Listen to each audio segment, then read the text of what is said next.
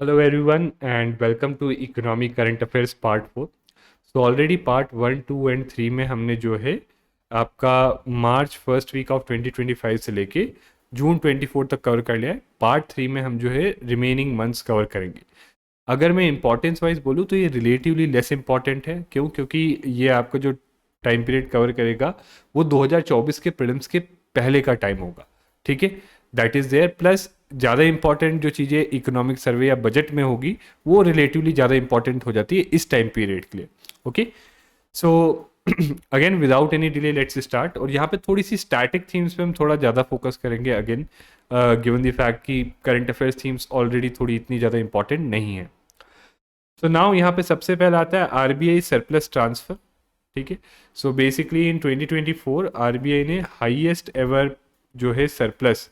सी RBI के पास surplus कहाँ से आता है? आरबीआई की भी इनकम होती है और एक्सपेंडिचर होता है, और जब income is greater than expenditure तो RBI has a surplus amount. अब वो जो सरप्लस पैसा है उसका क्या करता है, राइट? तो वो डिपेंड करता है on this economic capital framework. ठीक है, अब आपको इतने डेप्थ में जाने की जरूरत नहीं कि भाई इकोनॉमिक कैपिटल फ्रेमवर्क में क्या टेक्निकलिटीज एंड ऑल है, बट बस इतना याद रखो आरबीआई का एक इकोनॉमिक कैपिटल फ्रेमवर्क है। ये फ्रेमवर्क डिटरमाइन करता है जो आरबीआई के पास सरप्लस है, यानी उसकी जब इनकम एक्सपेंडिचर एक्सपेंडिचर से ज़्यादा है तो उसने जो प्रॉफिट्स किए हैं वो प्रॉफिट्स कैसे उनको यूटिलाइज करना है या ट्रांसफर करना है, कितना अपने पास रखेगा, कितना गवर्नमेंट को देगा। ठीक है, और इसी का इनकम सोर्सेज आप यहाँ पे देख सकते हो क्या है और एक्सपेंडिचर्स क्या है। ठीक है, नाउ इसी का लीगल बेसिस भी है section 47 and 48 of RBI act. ठीक है, so RBI must transfer profits to government after provisions are made. So after provisions are made यानी जो भी प्रॉफिट्स है उसमें से कुछ पोर्शन प्रोविजन के लिए निकालना पड़ेगा, और जो भी इनकम है वो इनकम टैक्स नहीं देना पड़ता आरबीआई को प्रॉफिट्स पे। It is exempt from income tax on profits. ठीक है, और बेनिफिट क्या है? ऑब्वियसली गवर्नमेंट को अगर एक एडिशनल सोर्स ऑफ रेवेन्यू मिलता है तो it helps reduce the physical deficit, right? Increases, this is a part of non tax revenue. ठीक है, ये नॉन टैक्स रेवेन्यू का पार्ट है। It lowers the boring need, softens government security yields and supports economic growth. Soften government security yield मतलब government के लिए boring करना सस्ता ही रहता है। ठीक है, यील्ड्स जो है अगर हाई यील्ड्स होती है तो गवर्नमेंट के लिए कॉस्ट ऑफ बोरिंग ज़्यादा बढ़ जाता है। Okay, that is there. Next is India's agriculture export policy. See policy से ज़्यादा हम लोग कुछ की ट्रेंड्स और डेटा पे फोकस करेंगे। तो मेन एक प्रॉब्लम क्या हुई है कि एग्रीकल्चर, एंड अगेन आपने देखा होगा ट्रेंड बेस्ड क्वेश्चन आते हैं कि लास्ट डिकेड में क्या हुआ है। तो अगर ट्रेंड आप देखोगे, so there is decline in agriculture import by 8%। ठीक है, this is the trend in 23-24, और जो हमारा टारगेट था 60 बिलियन का, we are well below it. ठीक है, 48.9 बिलियन पे है। और इंडिया का शेयर वर्ल्ड एग्रीकल्चर एक्सपोर्ट्स में कितना है? 2.4%। अगेन याद करो इसी टाइप का एक पीवाईक्यू जनरल एक्सपोर्ट्स के लिए आता है, तो एग्रीकल्चर एक्सपोर्ट्स के लिए भी यू कैन एक्सपेक्ट। इंडिया का शेयर वर्ल्ड एग्रीकल्चर इंपोर्ट में 1.9%। Global rank in agriculture import is exports is 9th। ठीक है, तो कुछ इंपॉर्टेंट डेटा है, this you should keep in mind. And why this happen, so ये थोड़ी सी चीज़ें आप देख सकते हो यहाँ पे, right? These points you can just go through it once, that is there.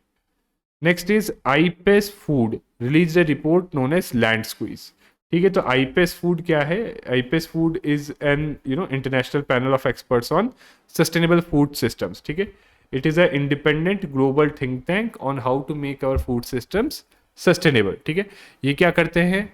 Research करते हैं और पॉलिसी गाइडेंस देते हैं कि कैसे जो भी फूड सिस्टम मतलब द वे द फूड्स कैसे ग्रो कर रहे हैं, कैसे उसे ट्रांसपोर्ट, डिस्ट्रीब्यूट, स्टोर कर रहे हैं, how these systems could be made sustainable. तो वन इंपॉर्टेंट चीज it found out was there was land squeeze.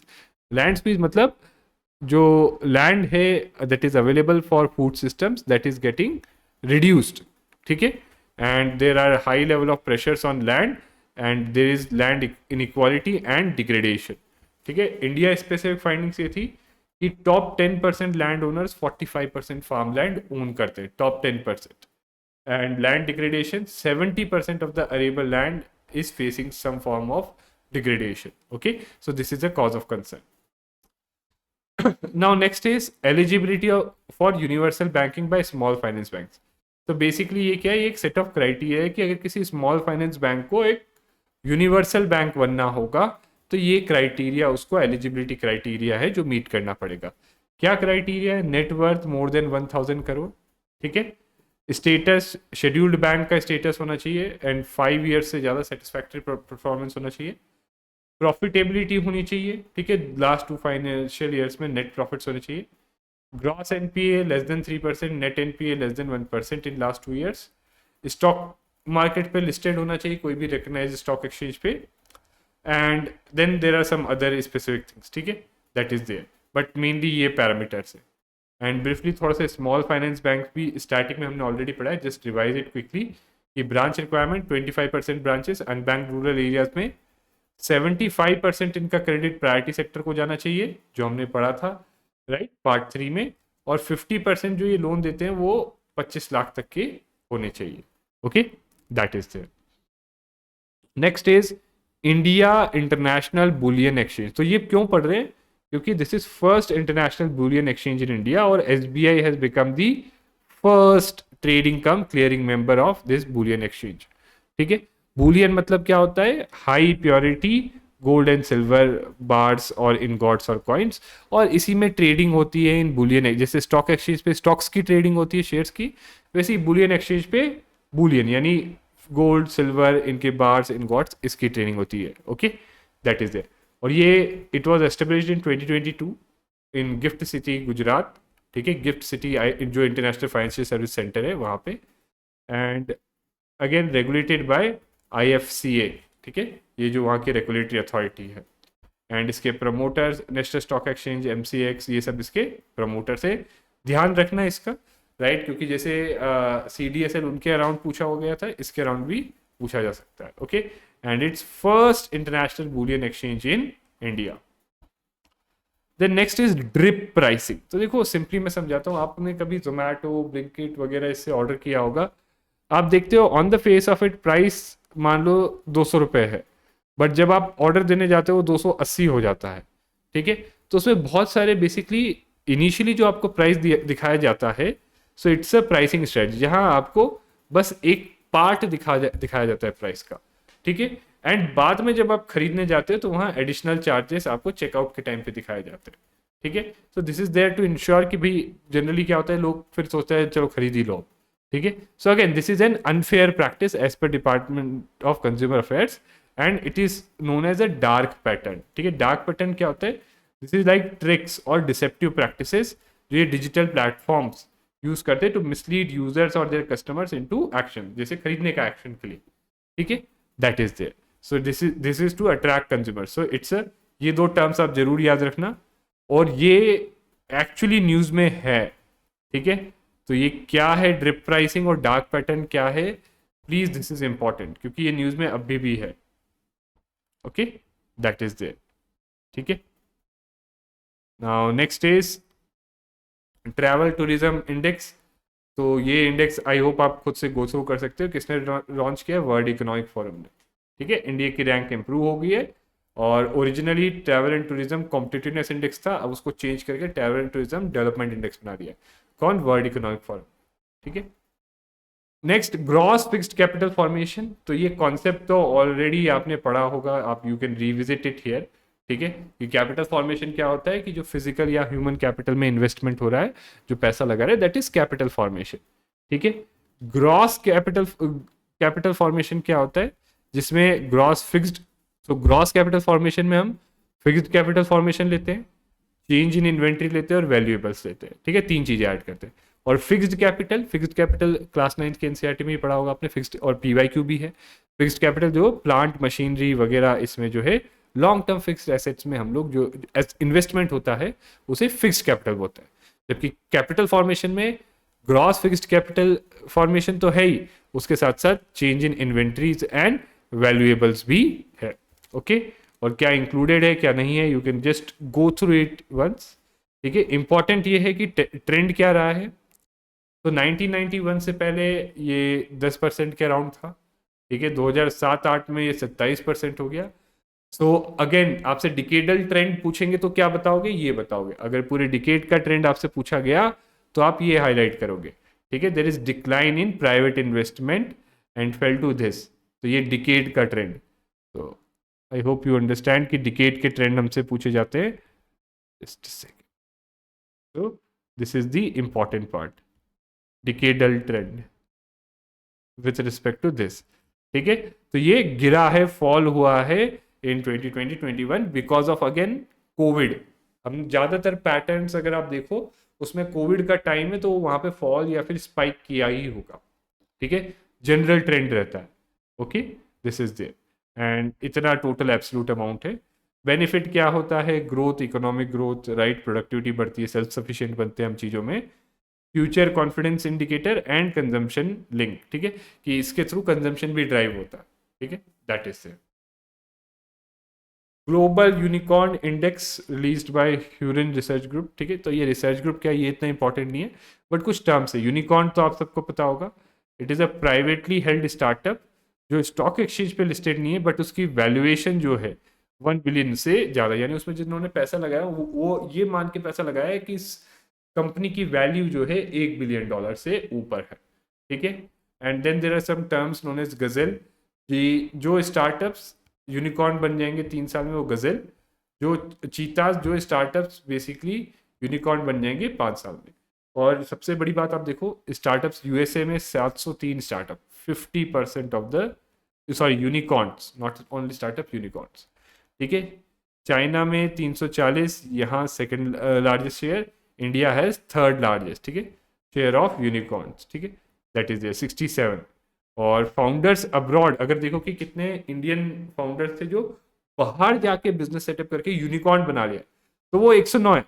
यानी बहुत सारे लोग इंडिया से बाहर जाके यूनिकॉर्न बना पा रहे हैं compare to remaining in India and building a business. Next is again an important area, internationalisation of rupee. ये इंपॉर्टेंट है आपके लिए. ठीक है, internationalisation. See what it means is, like we had already discussed, कि रुपी का use globally हो रहा है, ट्रेड के लिए, इन्वेस्टमेंट के लिए, right. So rupee refers to which becomes widely used and accepted outside India for trade, investment and reserve. 3 चीजों के लिए, trade, investment and reserve currency. तो इन 3 चीजों के लिए अगर यूज हो रहा है, trade, investment and reserve currency के लिए बाहर फ्रीली और एक्सेप्टेड है, तो it's called the internationalisation of that currency. अगर रुपी का हो जाता है तो उसका इंटरनेशनलाइजेशन.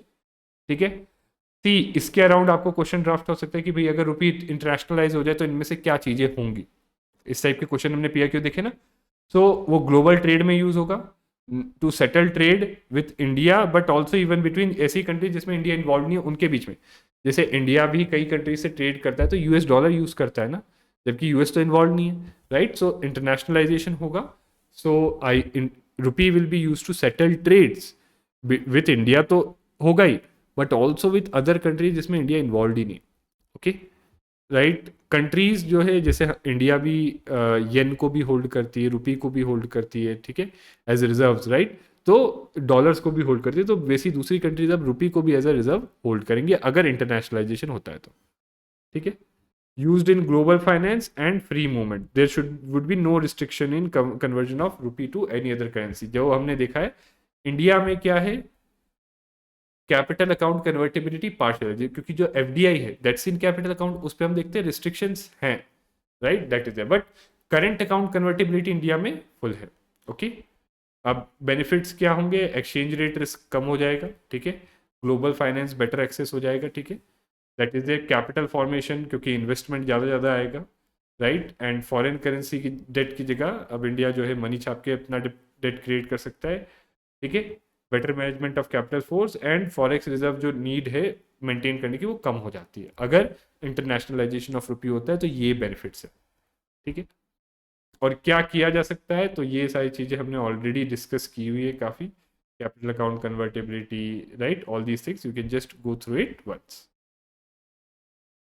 ठीक है, और इनिशिएटिव में ये याद रखना, ये तो हमने पढ़ ही लिया था SVRA अकाउंट, कि कैसे बाहर का किसी का अकाउंट यहाँ पे है INR में, तो पहले बहुत लिमिटेड चीज़ों के लिए यूज़ कर सकते थे. बट अब SVRA अकाउंट, वॉस्ट्रो अकाउट, SVRA जो है स्पेशल वॉस्ट्रो अकाउंट है, उसमें जो पैसा रखा हो वो वाइडर चीज़ों के लिए यूज़ कर सकते हैं, पर्पजेस के लिए. ठीक है, so it again allows the foreigner non resident to use that money for diverse purposes, यानी इंटरनेशनलाइजेशन कर रहा है. ठीक है, that is there.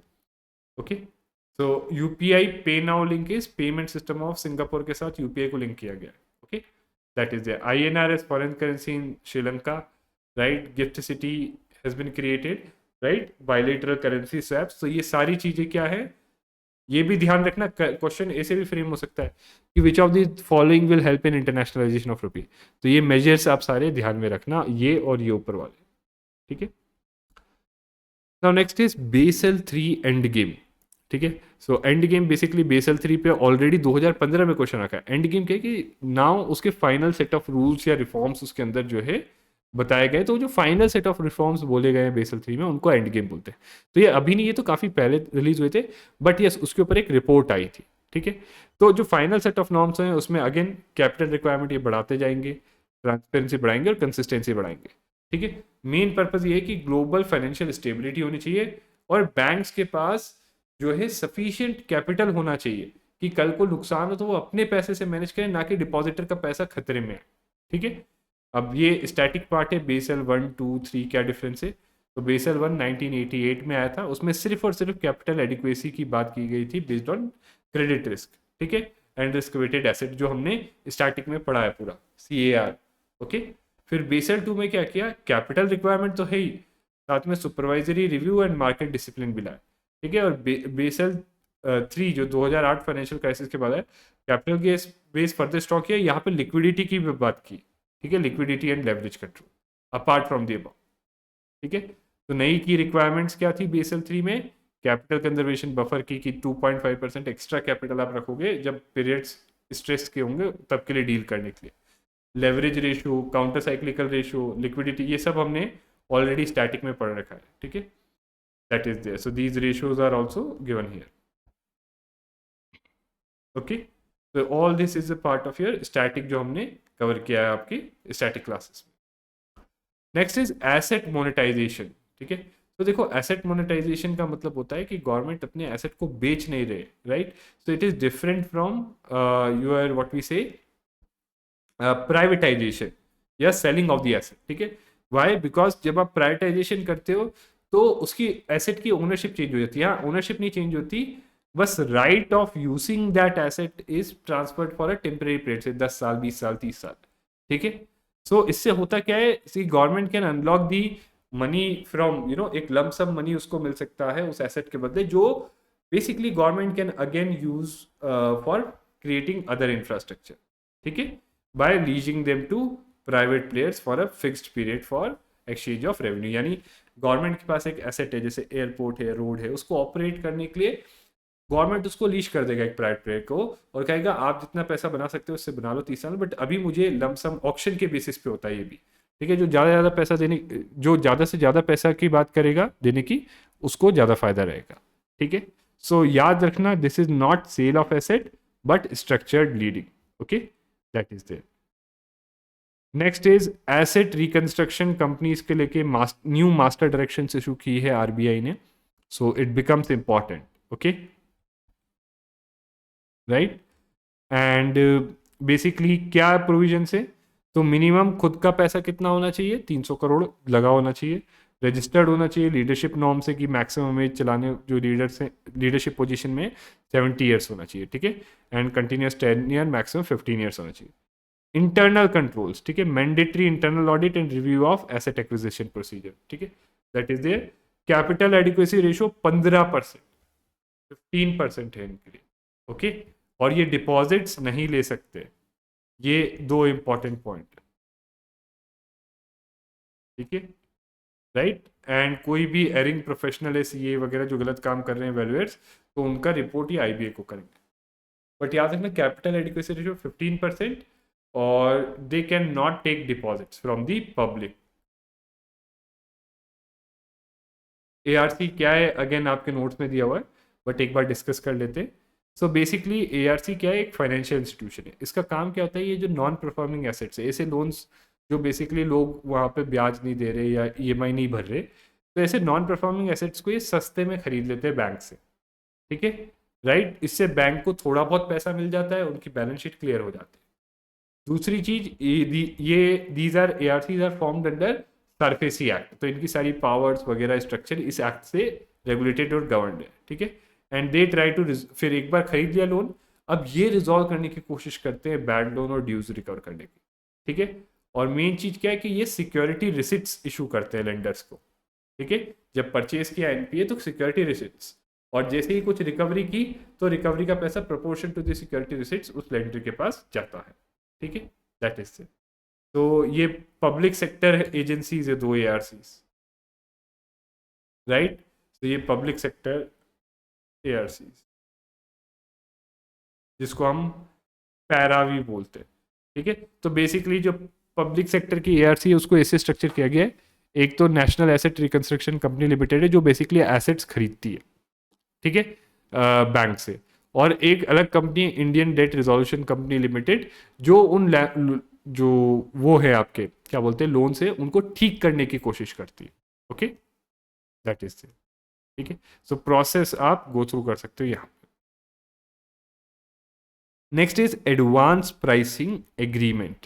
So we had read in our static part कि there is one practice of transfer pricing. Transfer pricing में क्या करते हैं, जो मल्टीनेशनल कॉर्पोरेशन है, मान लो इंडिया में कोई सब्सिडरी हो, उनके साथ वो गलत जो है, मान लो कुछ चीज़ उनको कंसल्टेंसी प्रोवाइड करते हैं और से उसकी वैल्यू 10 करोड़ थी, बट उसको शो करते हैं 100 करोड़, क्योंकि कोई ऐसा फिक्स्ड स्टैंडर्ड नहीं है उस प्राइसिंग के लिए।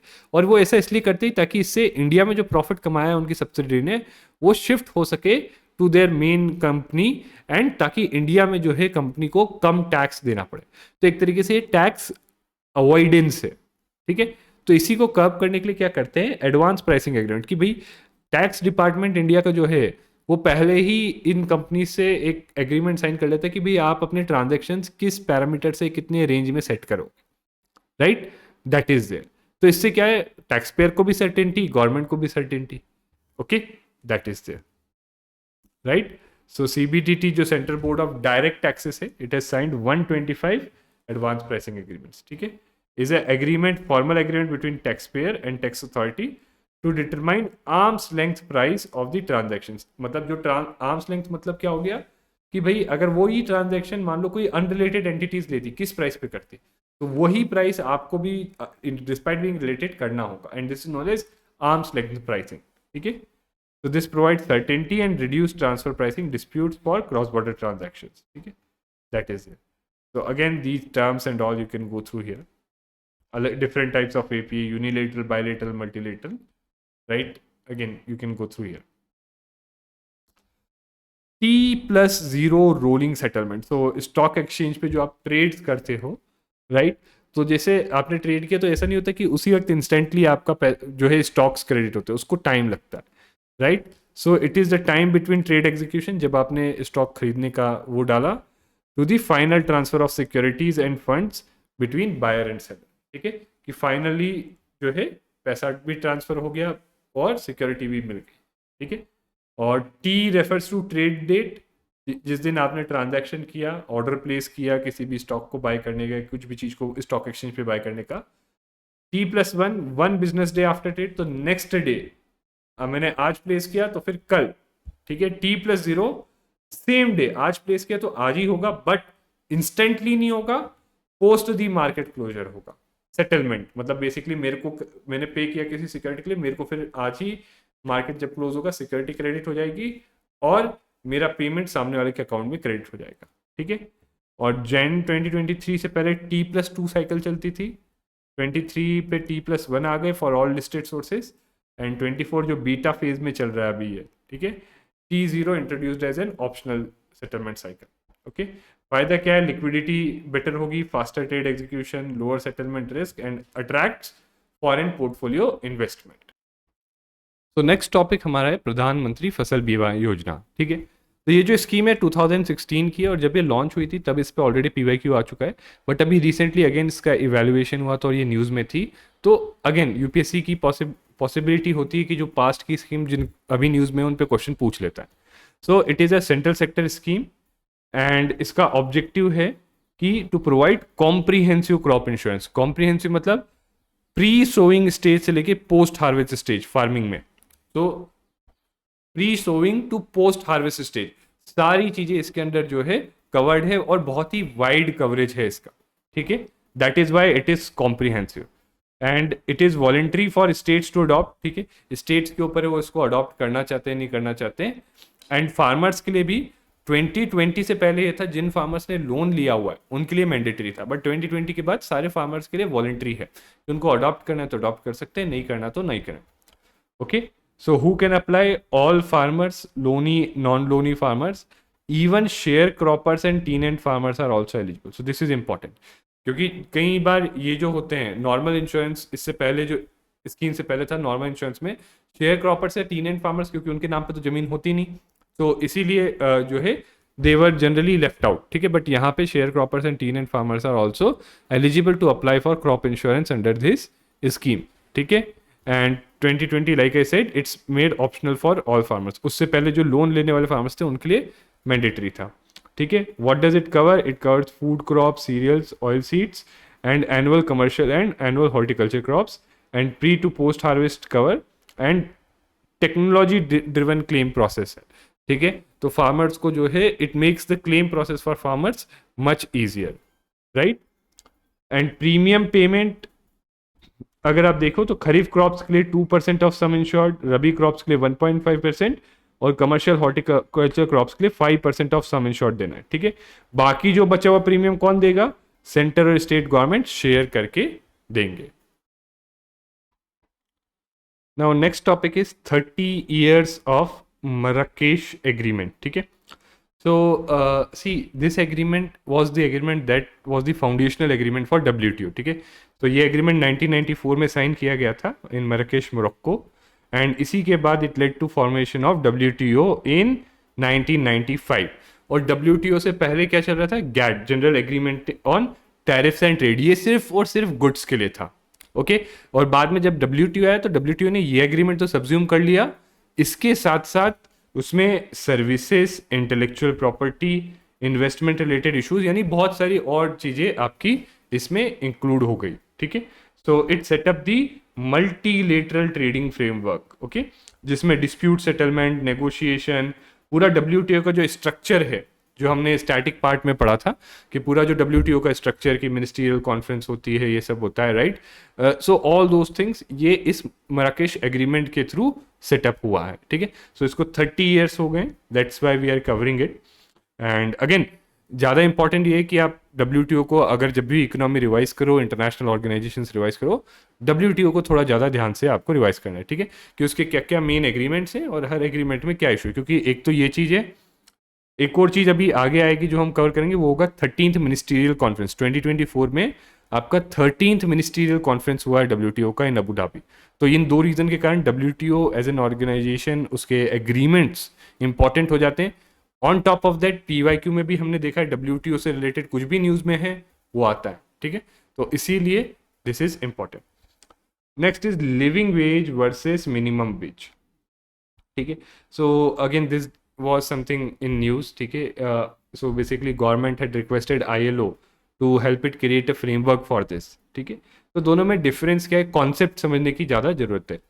सो देखो, मिनिमम वेज इज़ जो legally mandated lowest wage employers can pay. So ये गवर्नमेंट का रूल होता है, जैसे यहाँ पे जो है मिनिमम वेजेस एक्ट है हमारे पास, ठीक है। So we have minimum wages act, this is to set minimum wages for employment, ठीक है। इससे कम आप वेज नहीं दे सकते हो, ठीक है। लिविंग वेज क्या है कि this is the minimum income required for a decent standard, जो एवरेज सोसाइटी का डिसेंट स्टैंडर्ड है, राइट, वो अफोर्ड करने के लिए कितना वेज होना चाहिए, ठीक है। तो इसमें भी सारे एक्सपेंडिचर्स है, but it goes beyond survival and focuses also on dignity and sustainability, ठीक है, that is this.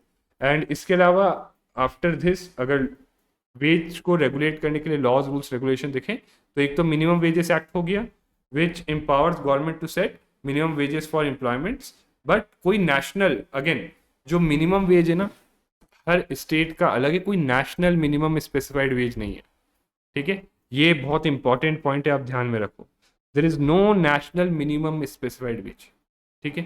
That is very important thing you should keep in mind. States का है बट नेशनल लेवल पे नहीं है।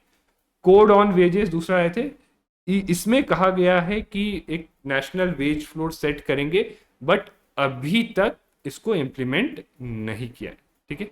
और overall if we see that wages को लेके the legal framework is quite fragmented. इसमें मल्टीपल लॉज हैं like minimum wages, contract labour right, which each is regulating different aspect of the wages, ठीक है। So here is a comparison table between minimum and living wage, right? So you can just go through it. So this is legally binding and this is a very important point कि living wage का अभी तक कोई legal status नहीं है, ठीक है। Prevents extreme exploitation, ensures decent standard, mandated by law, ठीक है, not enforceable, right? Coverage. So but again अभी आप देखो कोई mandated but it's not force। कई जगह जो लॉ के अकॉर्डिंगली मिनिमम वेज सेट भी किया गया है गवर्नमेंट्स के थ्रू, स्टेट गवर्नमेंट्स के थ्रू, उसके नीचे ही वेज देते हैं। So it's not properly enforced, ठीक है। And flexibility, so often not link to inflation, adjusted to the cost of living. Next is payment aggregator. This was in news. So again this was the term in news, so you should know what is a payment aggregator. The payment aggregator is a fintech company which enables merchants to accept online payment from customers without needing a separate bank payment gateway.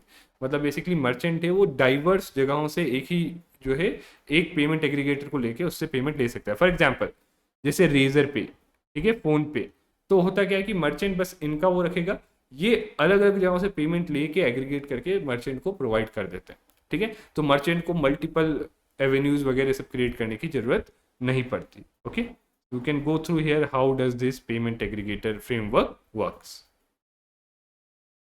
Now 13th ministerial conference of WTO कहाँ हुआ था? Please remember the place, Abu Dhabi. ये तो सारी major themes थी right, उनके बारे में ब्रीफली, बट जो मोस्ट इंपॉर्टेंट है वो ये हैं। सबसे पहले तो WTO रिफॉर्म्स और डिस्प्यूट रिजोल्यूशन सिस्टम। तो प्लीज स्टैटिक में डिस्प्यूट सेटलमेंट सिस्टम जो हमने पढ़ा था उसको, WTO का डिस्प्यूट सेटलमेंट सिस्टम, उसको प्लीज आपको ध्यान से देखना है, ठीक है। स्टैटिक में हमने कवर किया था right. So it calls for revival of the appellate body. जो डिस्प्यूट एक सेटलमेंट बॉडी है, उसने मान लो कोई जजमेंट दिया या कोई दिया कि भाई इस हिसाब से रिजॉल्व करना है दो पार्टीज के बीच का डिस्प्यूट। अब एक पार्टी सेटिस्फाइड नहीं तो वो अपीलेट बॉडी पे जाएगी, तो अपीलेट बॉडी को यहाँ पे again we need to revive it, ठीक है। And this is important for rules based system. क्या होता है कि बहुत समय से अपीलेट बॉडी अपॉइंटेड ही नहीं थी, okay, that is there. Then domestic regulation of services, so simplify and harmonize rules for service trade, enhance transparency and predictability. E-commerce, so e-commerce domestically तो बहुत बढ़ रहा है, but across the border भी it is increasing. So as of now उस पर कोई duty वगैरह ये नहीं लगेगी।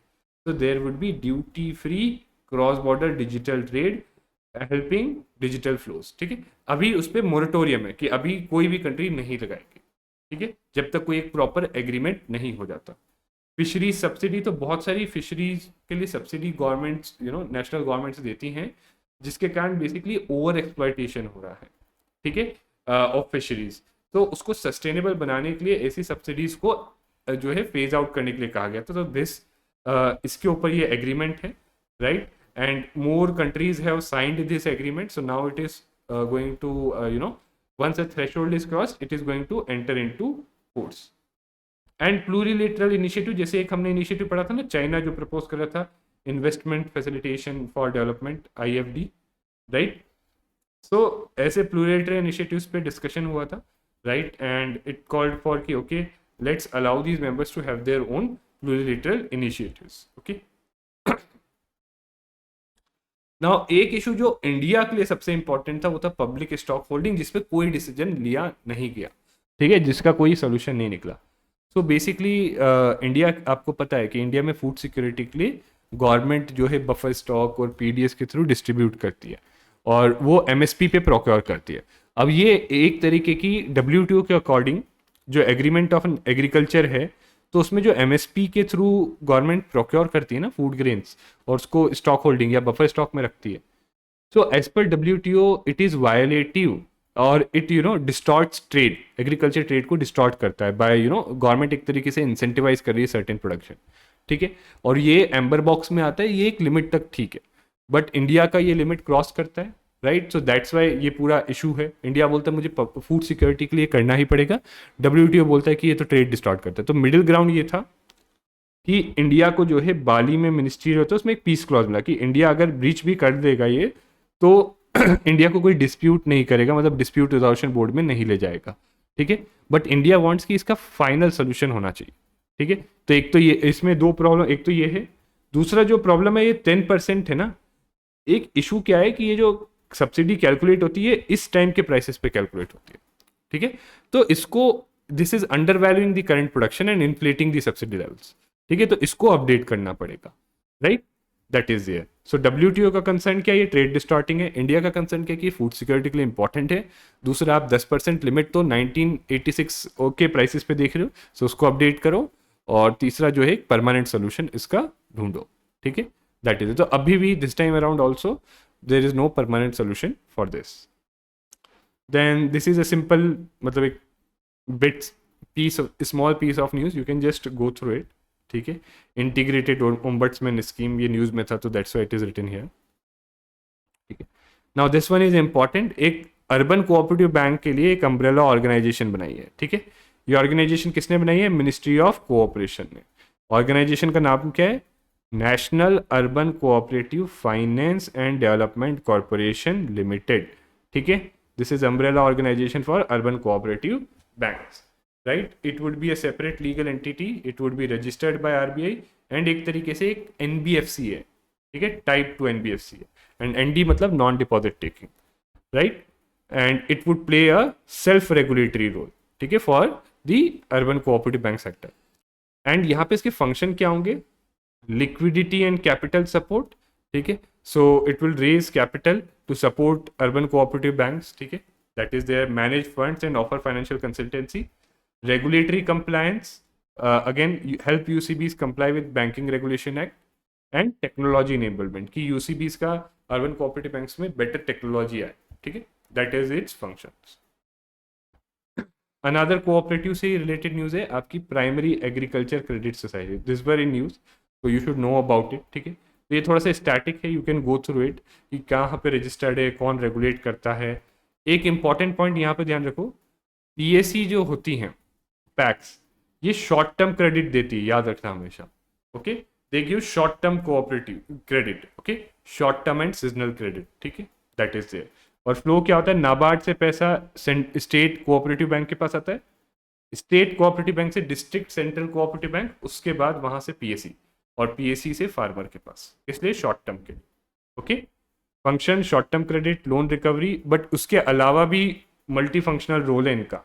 ठीक है, पीएम किसान समृद्धि केंद्र, common service centre, generic medicine outlet, इसकी तरह ये जो है एक्ट करते हैं। ठीक है, and they account for 41% of KCC loans and 95% of PAC KCC loans go to small and marginal farmers. ठीक है, that is there.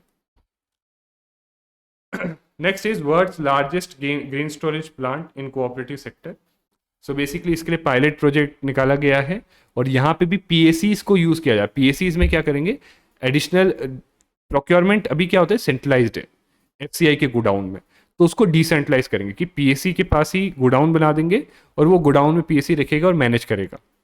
ठीक है, वो एडिशनल इंफ्रास्ट्रक्चर बनाएंगे। ठीक है, गोडाउन प्रोसेसिंग यूनिट, और ये इंफ्रास्ट्रक्चर बनाने के लिए सब्सिडी या इंटरेस्ट सबवेंशन देंगे फॉर दिस स्टोरेज फैसिलिटी। ठीक है, तो इससे क्या होगा कि डिसेंट्रलाइज लेवल पे ही ग्रेन्स स्टोर होंगी, तो एफसीआई का जो प्रोक्योरमेंट और डिस्ट्रीब्यूशन कॉस्ट है वो कम हो जाएगा, उसके कारण जो इकोनॉमिक कॉस्ट ऑफ फूड है और फूड सब्सिडी है वो कम हो जाएगा। ठीक है, नेक्स्ट इज कृषि विज्ञान केंद्र। ठीक है, so these are basically centre जहाँ से जो लेटेस्ट कटिंग एज रिसर्च है वो फार्मर्स को बताई जाती है, फील्ड पे अप्लाई करा जाता है। ठीक है, who establish them, आईकार, Indian council for agriculture research. ठीक है, सो district level agriculture knowledge and resource centre की तरह ये एक्ट करते हैं। फंक्शंस आप यहाँ पे देख सकते हो, on form testing, frontline demonstration, advisory देना फार्मर्स को कि क्या ग्रो करना है, कैसे ग्रो करना है, कब ग्रो करना है, फार्मर्स को ट्रेन करना लेटेस्ट मेथड्स में, राइट, और सीड और प्लांटिंग मटेरियल प्रोड्यूस करके अच्छा क्वालिटी का फार्मर्स को देना, और नॉलेज और रिसोर्स सेंटर की तरह एक्ट करना। These are the functions of KVC. उत्तर पूर्व, दैट इज नॉर्थ ईस्ट, तो north east transformative industrialisation scheme, ये स्कीम जो आपका मिनिस्ट्री ऑफ कॉमर्स ने निकाली है, department for promotion of industry and internal trade, ये स्कीम जो है नॉर्थ ईस्ट के इंडस्ट्रियलाइजेशन के लिए। बट कैसे करेंगे इंडस्ट्रियलाइजेशन, उसके लिए जो है इसमें बेसिकली इंसेंटिव दिए जाएंगे, राइट। कैपिटल इन्वेस्टमेंट कर रहे हो, इंसेंटिव दिया जाएगा। अगर कैपिटल लेने के लिए लोन ले रहे हो तो उस पर इंटरेस्ट पे आपको सबवेंशन दिया जाएगा, ठीक है। मैन्युफैक्चरिंग और सर्विसेज करके बेच रहे हो नॉर्थ ईस्ट से, तो वहाँ पे जो है इंसेंटिव लिंक्ड, जैसे पीएलआई है वैसे यही जो है लिंक्ड इंसेंटिव स्कीम है, ठीक है। तो ये आप details you can go through it, ठीक है। That is there and it would cover all the 8 north east states, ठीक है। That is there nodal agency जो इसको इम्प्लीमेंट करेगी, north east development financial corporation limited, ठीक है। आइडिया क्या है, इंडस्ट्रियल डेवलपमेंट हो और एम्प्लॉयमेंट जनरेट हो in north east region. Prepaid instrument PPIs, ठीक है, जैसे आपके कार्ड्स होते हैं जिसमें आप मनी लोड करके यूज करते हो। तो बेसिकली न्यूज में था कि RBI generally automated fare collection के लिए होते हैं और RBI has allowed issuance of PPI for public transit services, इसलिए न्यूज में था। तो these are what financial instrument हैं PPI which facilitate purchase of goods and services. ऐसा जरूरी नहीं कि ट्रांसपोर्ट के लिए, कोई भी गुड्स एंड सर्विसेज आप परचेज कर सकते हो against the value stored on that, ठीक है। या एग्जाम्पल्स वगैरह आप देख सकते हो, बट सबसे इंपॉर्टेंट चीज क्या है कि इन पे रिस्ट्रिक्शन क्या है। इनसे आप कैश विड्रॉल जो लोड करने के बाद मनी विड्रॉ नहीं कर सकते और फंड ट्रांसफर या रिफंड नहीं कर सकते। These are 2 restrictions on. Next is PM Suraj portal, ठीक है। पीएम सूरज पोर्टल, ना ये पोर्टल का क्या काम है कि गवर्नमेंट की बहुत सारी क्रेडिट रिलेटेड स्कीम्स हैं, तो उसके लिए एक वन स्टॉप डिजिटल प्लेटफॉर्म है, राइट। और जो मार्जिनलाइज और डिसएडवांटेज कम्युनिटीज है उनको जो है लाइवलीहुड के लिए इस पोर्टल के थ्रू क्रेडिट सपोर्ट दिया जाएगा। टारगेट कौन, entrepreneurs from SC, OBC and other disadvantage groups. वो इस पोर्टल के थ्रू शेड्यूल्ड बैंक से, एनबीएफसी, माइक्रो फाइनेंस इंस्टीट्यूशन और जो अदर अथॉराइज्ड लेंडिंग इंस्टीट्यूशन हैं उनसे कनेक्ट कर सकते हैं और गवर्नमेंट स्कीम्स के अंदर उनसे जो है लोन ले सकते हैं ताकि वो अपना बिजनेस कर सके, okay. So around 1 lakh entrepreneurs are to be supported through this initiative. ठीक है, that is it. Project Gaia, so Bank for International Settlement Innovation Hub का प्रोजेक्ट है, राइट। और euro system centre bank of Spain, इन दोनों का project है। इसका प्रोजेक्ट का एम क्या है कि क्लाइमेट चेंज या इस चीज़ों के कारण फाइनेंशियल सिस्टम पे क्या इम्पैक्ट होता है वो देखना, और उसके लिए एआई वगैरह इसका यूज करेगा, ठीक है। So analysis of climate risk in financial system, that is the key project.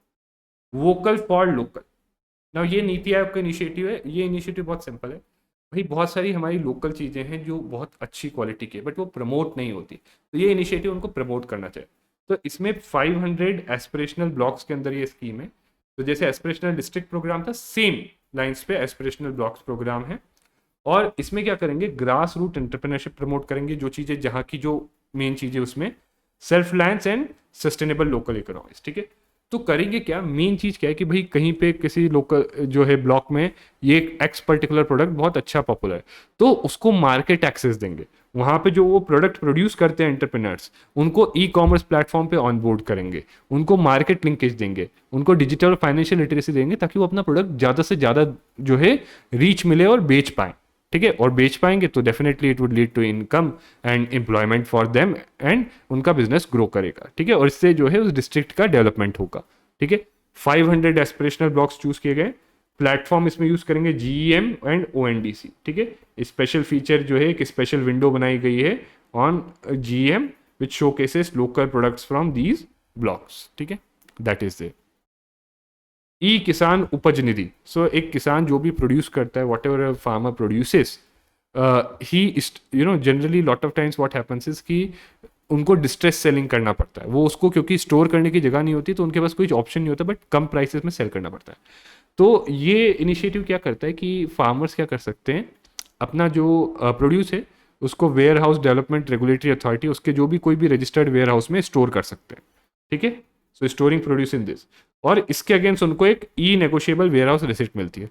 अब ये रिसिप्ट वो इस ई किसान उपज निधि के अंदर इस डिजिटल गेटवे पे यूज कर सकते हैं टू गेट लोन, ठीक है। इससे उनको लोन मिल जाएगा, right. Facilitate farmers in obtaining post harvest loans using this e negotiable warehouse receipts, ठीक है। That is there. तो इससे क्या है, डिस्ट्रेस सेलिंग जो है कम होगी। और इसको लॉन्च किसने किया, ministry of consumer affairs, implement warehouse development and regulatory authority करेगी। इंडिया टेक्स, ठीक है, टेक्सटाइल से रिलेटेड है। Basically this is an initiative to accelerate circularity. Circularity मतलब सर्कुलर इकोनॉमी, की टेक्सटाइल सेक्टर में भी वेस्ट जनरेशन कम हो, सस्टेनेबल प्रैक्टिसेस आए, राइट, जो कपड़ों को रीफर्बिश या रीपर्पज या रिसाइकल किया जाए, ठीक है, and sustainability in textile sector. तो उसके लिए ये इनिशिएटिव है, ठीक है। Lead organization is UNEP, it is part of one UNEP textile initiative, global initiative for sustainable textile, ठीक है। Funding partner ministry of foreign affairs Denmark, okay. और ये लॉन्च किया गया था भारत टेक्स, जो एक major global textile event India में हुआ था 2024 में। Then World Economic Forum's centre for industrial revolution in Hyderabad, ठीक है। तो ये basically it has been open and it is first thematic centre for industrial revolution. Theme क्या है? Health care and life science, ठीक है। इससे पहले इंडिया का फर्स्ट, सी ये फर्स्ट थीमेटिक है, इंडिया का first centre for industrial revolution Maharashtra में खोला गया था, which was coordinated by NITI Aayog. तो ये दोनों पॉइंट्स आपको ध्यान में रखने। और ये काम क्या करेंगे? दिस विल हेल्प कि कैसे जो नई टेक्नोलॉजीज आ रही है फोर्थ इंडस्ट्रियल रेवोल्यूशन की, वो अप्लाई की जा सकती है, right, practically, okay. And lastly ये कुछ इंफ्रास्ट्रक्चर प्रोजेक्ट्स हैं, ठीक है। Sudarshan Setu, Sela tunnel, Sabroom land port, इनका लोकेशन, कैटेगरी और feature, this is what I expect, purely factual है। आई एक्सपेक्ट कि आप एक बार इसको गो थ्रू कर लो और इफ पॉसिबल मैप पे भी इसको देख लो, ठीक है। So with this we wrap up the current affair section, okay. And अब जो है नेक्स्ट आपका budget and economic survey cover करेंगे।